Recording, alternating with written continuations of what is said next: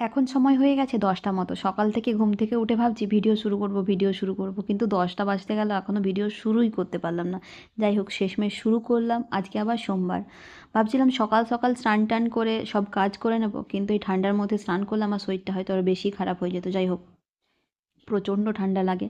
Doctor বলেছে যে শরীরে নাকি রক্ত নেই, সেই জন্য বেশি ঠান্ডা লাগে।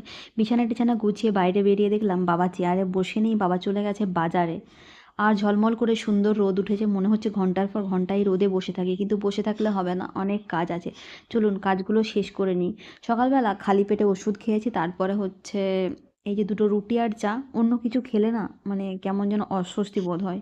তো দুটো চা আর রুটি সেই জন্য খাচ্ছি, মানে ভাজা টাজা তেল টেল সকাল সকাল খেলে শরীর খারাপ লাগে, মাথা যেন ভারী হয়ে গেছে, বড্ড কষ্ট হয়। তো এই দুটো রুটি আর একটু চা খেয়ে দিনটা শুরু করলাম। এখন সব কাজ করব, তারপর একদম লাঞ্চ করতে যাব। তো চলুন আমি আমার কাজগুলো